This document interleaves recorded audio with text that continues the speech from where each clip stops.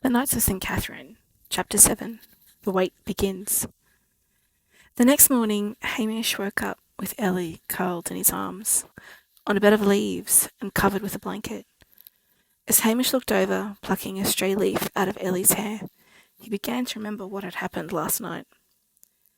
Hamish recalled that Tundra and Arctic spent a good few hours chasing each other around the woods and mating like they had not seen each other for centuries.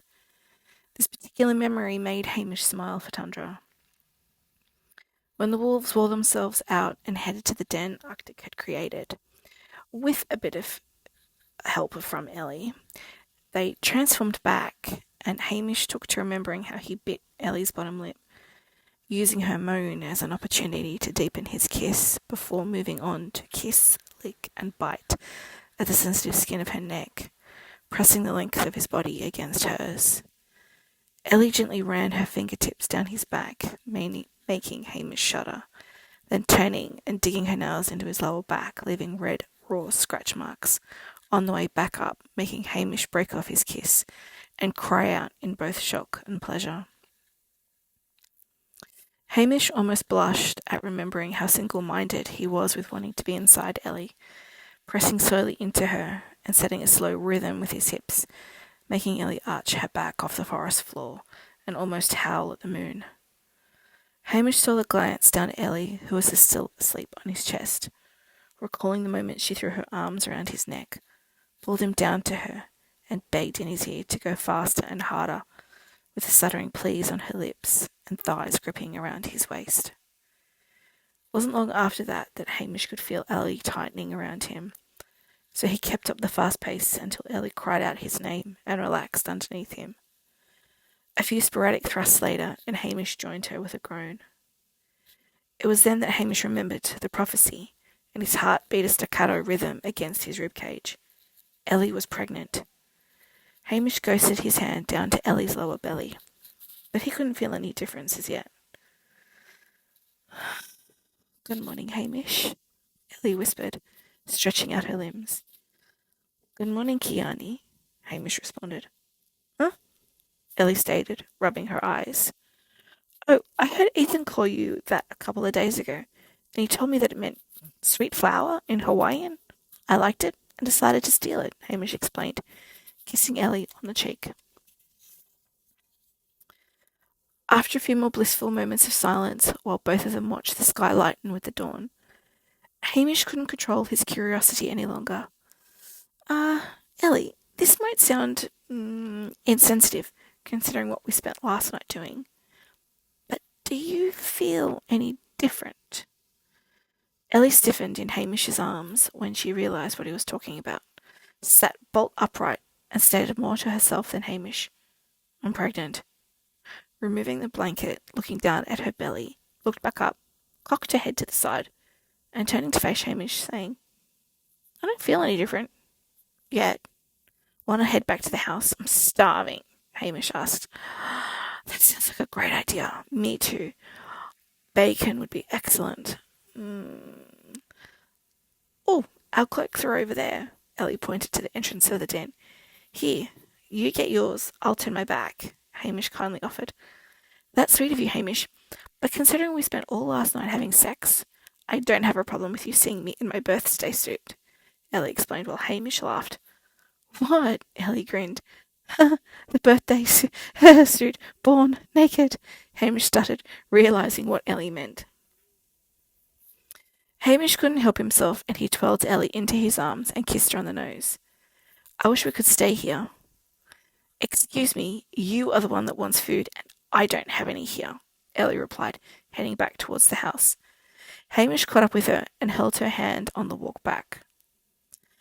"Oh, God, what is that smell?" Gabrielle exclaimed. Randall paused in the foyer and took a deep breath. Smells like a shitload of sex." "Hamish? No, Tundra. No, Hamish and, well, the third lady would have to be Ellie and Arctic," he replied, and opened the front door, gagging slightly at the smell getting stronger.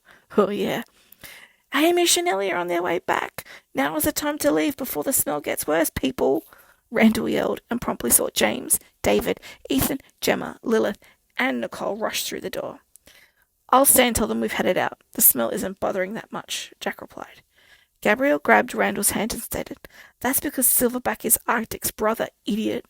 Bye, Gabby, Jack retorted. Jack waited on the front porch for Hamish and Ellie. He stood up when he spotted them coming through the trees on the far side of the clearing. He watched as Ellie stopped and put a hand to her belly. With a smile on her face, she took Hamish's hand and placed it in the same spot, and he gave Ellie a huge grin. So I'm guessing you and Arctic are pregnant? Jack called when they got closer. Yep. My belly kind of popped a bit on the walk back. This is not going to be a fun 2 months for me at this rate. A normal human has 40 weeks to get ready for this. I'm only going to have 8.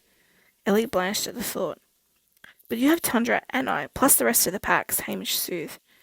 Speaking of, where is everyone? Hamish asked, stepping behind Ellie, wrapping his arms around her front and resting his chin on her head. Well, we could all smell you like 20 minutes ago, and to us, it's not a pretty smell. So everyone headed off. I stayed to tell you to have showers, scrub thoroughly behind your ears, and wherever else you might need to scrub, Jackie explained, waving his arms about. Gotcha. Get rid of the smell. Although we might try out Hamish's bed first, Ellie stated, biting her lip. Okay, gross, I'm out of here, Jack said as he took off from the house. Did you really mean that? Hamish questioned, his voice dropping. Ellie twisted in his arms. Hell yes, I did, Ellie replied, kissing her way up Hamish's neck. Once Hamish opened his eyes, he picked Ellie up, went into the house, and shut the front door with a flick of his wrist. Later that night, all the wolves and Nicole stood on the front lawn arguing who was going to open the door. I stayed here to tell them to shower. I'm not going. Well, I'm not. I don't want to see that. Gross. Well, I don't really want to see a lass I've known for so long in that situation. Before they knew it, Gemma had taken out a white handkerchief and strode to the front door, opened it a crack, waved the handkerchief inside and yelled, We come in peace and don't want to interrupt any sort of situation where you are naked. The wolves heard laughing from inside the house and figured it was safe to come in. Once everyone was settled in the living room, after chatting to Hamish and Ellie and commenting on how much her belly had already grown, Nicole, who was becoming their unofficial audit reporter, announced, I saw Vera today and told her what was happening. She didn't take it too well. Chapter 8. The baby arrives. Ellie jumped up, went as wide as a sheet, and placed her hands over her belly. The order is not getting my child, Ellie stated with a wobble to her voice.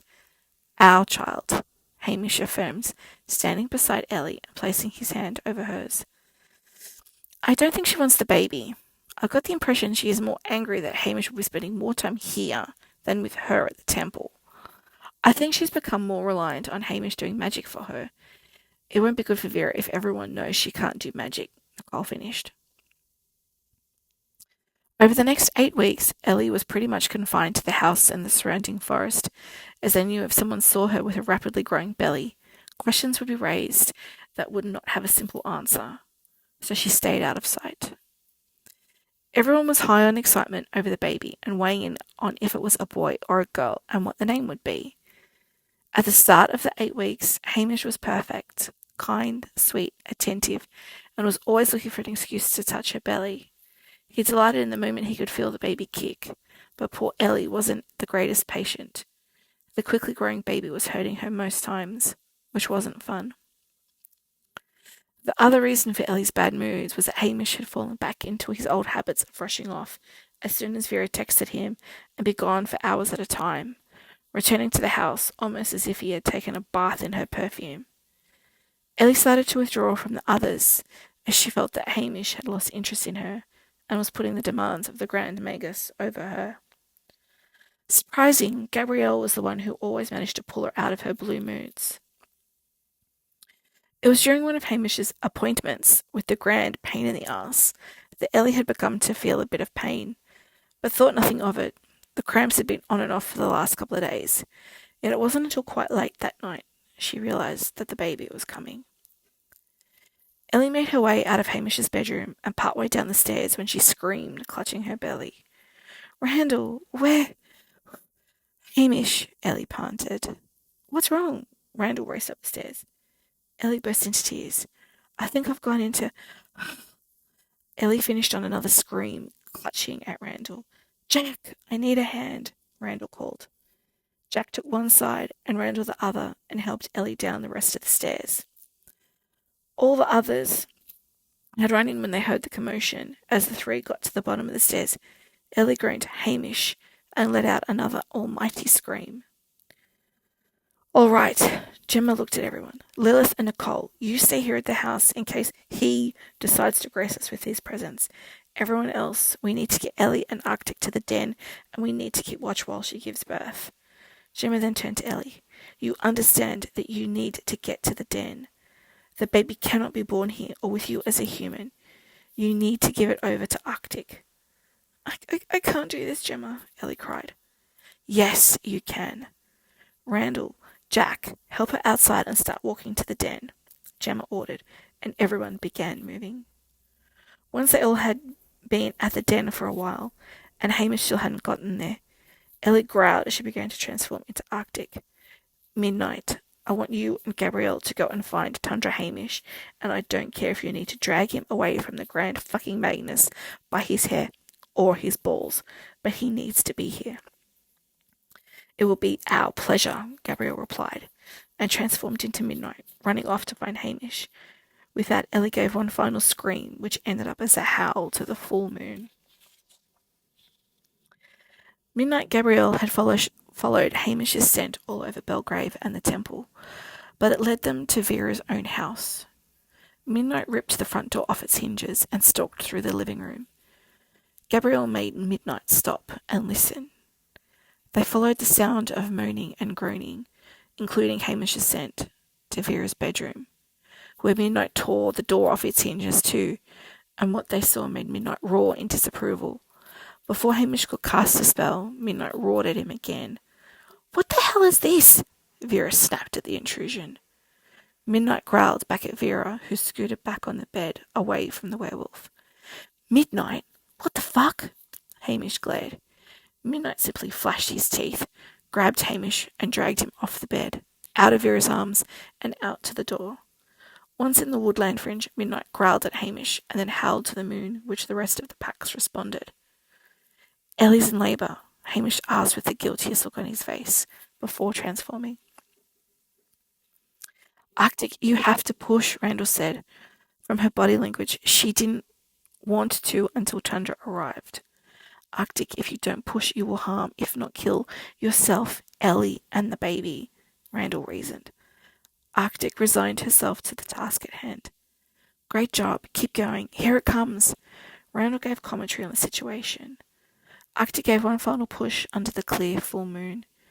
The pup is out, Arctic. It's a boy, Randall cheered, wrapping the pup up. Arctic transformed back into Ellie. Is he okay? Ellie asked. He is breathing, but he is weak, and he hasn't transformed into a human yet, Randall commented, slightly confused. This is why Tundra and Hamish need to be... Ellie's eyes rolled into the back of her head and she passed out. Jesus, Silverback, Jack, get in here. Ellie is losing a lot of blood way too fast. We need to get her back to the house. Pick her up and I'll take the pup, Randall instructed the werewolf. Silverback picked her up so gently, and as he ran back to the house with her in his arms, the other wolves howled in sadness at the possible loss of Arctic. When Lilith saw everyone coming back to the house, she threw open the front door. Lay her on the couch, Silverback. Nicole, get the blood from the fridge. Gemma, I left a blanket warming in the bathroom upstairs. Can you grab it? Randall rattled off instructions to everyone. James, take the pup. Ethan and David, can you please keep an eye out? I'm hoping Hamish won't be long. Don't kill him just yet. Tundra and Hamish have to accept Arctic and the baby for them to survive. I've got to get this blood into Ellie. Midnight and Tundra made it to the den, but all they could see and smell was blood. Tundra howled in question, and he was answered. The pair took off for the house. Arriving at the front door, Hamish was knocked off the porch. Where the fuck have you been, bruh? Fucking the Grand Magnus by the smell of it, Ethan growled. Look, I'm sorry, I just want to see Ellie and the baby, Hamish pleaded.